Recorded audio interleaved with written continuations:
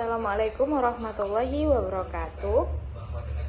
Kami akan mempresentasikan laporan proyek konsultasi komunikasi bisnis studi kasus pada UMKM Anglowatu Coffee dan Eatery. Saya Nadia Martani Faiza. Langsung saja ke materinya. Gambaran umum pada usaha Anglowatu Coffee dan Eatery. Yang pertama ada profil usaha. Usaha ini bernama Anglowatu Coffee dan Eatery. Alamatnya berada di Jalan Gusdur, Gang Langgar, Candi Mulyo, Kecamatan Jombang, Kabupaten Jombang. Jenis usaha ini yaitu sebuah kafe dan eatery. Pemilik dari usaha ini yaitu Ibu Inge Dewi dan karyawannya berjumlah 8 orang. Untuk sejarah singkat dari Anglowatu sendiri, Anglowatu sendiri berdiri sejak tahun 2021. Anglowatu adalah pelopor tempat nongkrong kekinian di Jombang dengan konsep perpaduan tradisional dan modern. Terinspirasi dari kata Anglo, yaitu peralatan masak, tanah liat, dan watu yang berarti batu, di mana ini mencerminkan akar budaya lokal Jombang dan menyajikan kopi lokal, minuman kekinian, serta makanan ringan hingga berat. Anglowatu juga menjadi ruang komunitas kreatif untuk event musik, basar, UMKM, dan catering.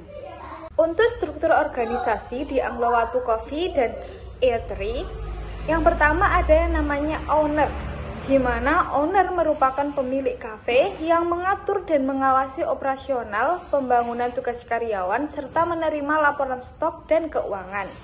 Yang kedua ada divisi bar, yang terdiri dari head barista atau yang bertanggung jawab atas operasional bar, kualitas minuman, inventaris, dan kasir. Yang kedua ada kasir. Kasir bertugas menerima pesanan, pembayaran, informasi menu, laporan penjualan, stok merangkap barista. Dan barista atau waitress membuat minuman, mengantar pesanan, dan menjaga kebersihan dalam sebuah kafe.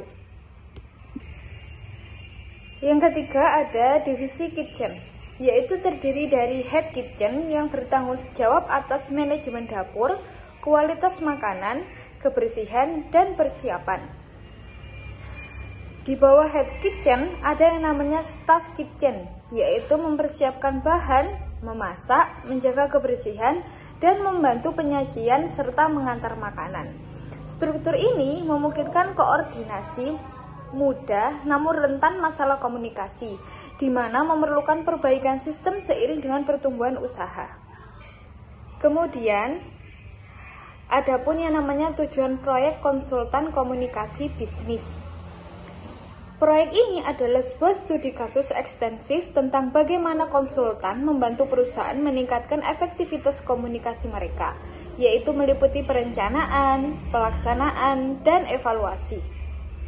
Yang pertama ada analisis situasi, di mana dalam analisis ini dapat dilakukan dengan mengidentifikasi masalah komunikasi, tujuan yang ingin dicapai, dan target audiens. Yang kedua ada perencanaan strategis, yaitu mengembangkan rencana komunikasi terperinci, termasuk pesan kunci, saluran, dan jadwal. Kemudian ada yang namanya pelaksanaan, di mana pada tahap ini melaksanakan rencana komunikasi, serta pembuatan konten, penggunaan media, dan kegiatan komunikasi lainnya. Dan yang terakhir ada yang namanya evaluasi, di mana pada tahap ini kita bisa mengukur efektivitas rencana komunikasi dan dampaknya terhadap tujuan perusahaan ke depan. Kemudian, adapun tantangan komunikasi di Anglowatu Coffee dan Eatery. Yang pertama ada peluncuran produk atau layanan baru, di mana tantangan ini membutuhkan identifikasi kebutuhan pasar, analisis kompetitor, kesiapan operasional, serta manajemen risiko dan evaluasi pasca peluncuran. Kemudian ada pengembangan citra merek yang kuat, fokus pada konsisten, kualitas produk layanan, serta komunikasi efektif dan branding yang jelas melalui identitas visual menarik dan promosi cerita usaha. Selanjutnya ada yang namanya peningkatan keterlibatan karyawan. Menciptakan lingkungan kerja komunikatif, pelatihan rutin, penghargaan sederhana, dan penggunaan media internal untuk menjaga keterhubungan tim. Permasalahan ini menunjukkan perlunya pendekatan komunikasi terpadu berbasis analisis SWOT, pemetaan stakeholder, serta pengembangan pesan dan saluran komunikasi. Untuk analisis SWOT, pemetaan stakeholder, serta pengembangan pesan dan saluran komunikasi akan dijelaskan oleh teman saya, yaitu Zahra Anggita Aprilia. Baiklah, saya akan melanjutkan materi yang telah disampaikan oleh Mbak Nadia, yaitu mengenai analisis SWOT dari Anglo-Wattu Coffee and Eatery. Untuk yang pertama yaitu ada strength, kekuatan dari Anglo-Wattu Coffee and Eatery. Yang pertama yaitu Anglo-Wattu Coffee and Eatery memiliki bangunan dengan 2 lantai yang nyaman dan memiliki banyak spot foto yang instagramable. Yang kedua yaitu karyawan yang terlatih dan memberikan pelayanan yang baik, menciptakan pengalaman bersantap yang menyenangkan. Yang ketiga, menawarkan berbagai pilihan menu yang bervariasi baik di menu makanan maupun di minumannya dan dapat memenuhi selera pelanggan yang berbeda-beda. Yang selanjutnya adalah lokasi atau tempat yang terletak di kawasan komplek, kos-kosan, dan kantor. Selain memiliki kekuatan, Anglo-Wattu juga pastinya memiliki kelemahan. Nah, untuk weakness-nya, untuk kelemahannya, Anglo-Wattu itu walaupun terletak di tengah-tengah kota Jombang, tetapi lebih tepatnya lokasinya itu berada di dalam gang. Gangnya itu bisa dibilang terlalu sempit untuk akses keluar masuk mobil. Nah, untuk lahan parkirnya juga cukup kurang, mungkin hanya cukup untuk 3-2 mobil saja. Lalu yang selanjutnya adalah kurangnya strategi pemasaran yang agresif dapat menghambat kemampuan untuk menjangkau pelanggan baru di luar daerah. Lalu, terlalu bergantung pada pelanggan lokal dapat menjadi risiko jika terjadi perubahan dalam preferensi konsumen atau kondisi ekonomi. Lalu untuk opportunity-nya atau peluang yang bisa dilakukan oleh Anglo-Wattu yaitu yang pertama, bisa memanfaatkan media sosial dan platform online untuk mempromosikan produk dan menjangkau audiens yang lebih besar. Lalu yang kedua yaitu menjalin kerjasama dengan komunitas lokal, acara atau festival kuliner untuk meningkatkan visibilitas dan menarik pelanggan baru. Lalu yang ketiga, untuk mengembangkan menu baru atau edisi terbatas untuk menarik perhatian pelanggan dan menciptakan buzz di media sosial. Lalu untuk ancaman yang perlu diperhatikan yaitu yang pertama, banyaknya pesaing di bidang yang sama dapat mengurangi pangsa pasar. Yang kedua, yaitu perubahan dalam tren makanan atau preferensi diet dapat mempengaruhi permintaan untuk produk yang ditawarkan. Yang ketiga, yaitu situasi ekonomi yang tidak stabil dapat mempengaruhi daya beli konsumen dan mengurangi kunjungan ke restoran. Lalu yang keempat, ada setiap masalah terkait kebersihan atau keamanan makanan dapat merusak reputasi dan kepercayaan dari pelanggan. Lalu yang selanjutnya adalah analisis stakeholder dari Anglo-Wattu sendiri. Nah, untuk stakeholder ini ada beberapa yang kami ambil, yaitu yang pertama itu adalah dari pemilik atau owner dari Anglo-Wattu sendiri. Nah, tugasnya dari owner sendiri adalah pemilik ini memastikan bahwa usaha itu menghasilkan keuntungan yang cukup untuk mendukung operasional dan pertumbuhan. Pemilik juga berfokus pada ekspansi baik dalam hal produk maupun pasar. Selain itu, untuk menjaga reputasi yang baik, penting untuk menarik pelanggan dan mempertahankan loyalitas. Nah, untuk strategi yang bisa dilakukan oleh owner yaitu mengadakan pertemuan bulanan untuk membahas kinerja usaha dan strategi ke depan, dan menyusun laporan berkala mengenai kinerja keuangan dan operasional untuk dibagikan kepada karyawan, dan mengadakan sesi tanya jawab untuk mendengarkan masukan dari karyawan dan memberikan klarifikasi mengenai keputusan yang diambil. Dan yang kedua itu ada karyawan. Nah, karyawan ini tuh bertanggung jawab untuk melaksanakan tugas-tugas harian. Karyawan juga berinteraksi langsung dengan pelanggan agar membantu memberikan kesan yang baik dengan pelanggan. Karyawan juga memastikan bahwa produk yang dihasilkan itu memenuhi standar kualitas. Lalu untuk strategi yang bisa dilakukan yaitu menyelenggarakan pelatihan untuk meningkatkan keterampilan dan pengetahuan karyawan. Lalu mengadakan survei untuk mengumpulkan umpan balik mengenai lingkungan kerja dan kebijakan perusahaan, serta mengadakan sesi diskusi terbuka untuk mendengarkan aspirasi dan kekhawatiran dari karyawan sendiri. Yang selanjutnya dari pelanggan.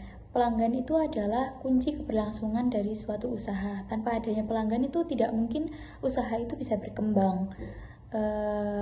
Selain itu juga pelanggan dapat memberikan masukan yang berharga untuk perbaikan produk dan layanan seperti kritik dan saran. Lalu untuk strateginya itu bisa menggunakan platform digital untuk berinteraksi dengan pelanggan, menjawab pertanyaan dan mengumumkan promosi. Selain itu dengan menerapkan program loyalitas untuk menghargai pelanggan setia dan mendapatkan umpan balik. Mengadakan survei juga penting untuk mengukur kepuasan pelanggan dan mengidentifikasi area perbaikan. Dan yang selanjutnya adalah komunitas lokal serta pemerintah. Komunitas lokal dan pemerintah ini adalah dua stakeholder yang mungkin juga terlibat dalam keberlangsungan dari usaha. Yang selanjutnya ada tujuan komunikasi dari Anglowato. Yang pertama itu ada spesifik. Nah, spesifik ini meningkatkan brand awareness dan kunjungan pelanggan melalui media sosial seperti Instagram, WhatsApp, ataupun TikTok dengan tujuan untuk membuat konten kuliner, testimoni, dan event. Yang kedua yaitu ada measurable, yaitu meningkatkan 30% followers Instagram dalam 3 bulan, 15% engagement, respon DM, maksimal 1 kali 24 jam, minimal 10 review positif Google Maps per bulannya. Yang ketiga yaitu achievable, yaitu target realistis dengan 1 staf admin sosial media. Nah, jadwal konten reguler dan dukungan pelanggan loyal. Lalu untuk tujuan komunikasi yang keempat dan kelima ada relevan dan team bond. Lalu untuk materi yang terakhir ada simulasi implementasi dan evaluasi komunikasi. Untuk produksi materi komunikasi kunci, yang pertama ada konten media sosial. Nah, konten media sosial ini menggambarkan aneka menu dengan caption, keunikan masakan yang disajikan di Anglowato beda dari tempat yang lain. Lalu untuk testimoni pelanggan dengan caption, booking tempat untuk segala keperluan dengan kenyamanan yang baik.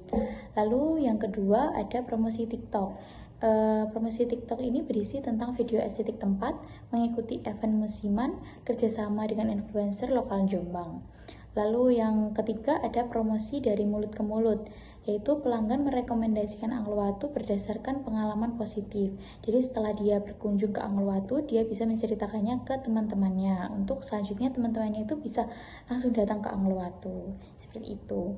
Lalu untuk indikator evaluasi implementasi, yang pertama ada dari media sosial, itu meningkatkan reach, engagement, dan klik konten, lonjakan followers, dan interaksinya. Yang selanjutnya ada peningkatan brand awareness, lebih banyak orang mengenal nama dan konsep cafe, peningkatan pengunjung, dan interaksi media sosial, serta penyebutan organiknya. Yang ketiga ada respon positif konsumen, yaitu untuk meningkatkan ulasan positif, testimoni, dan hasil survei kepuasan pelanggan.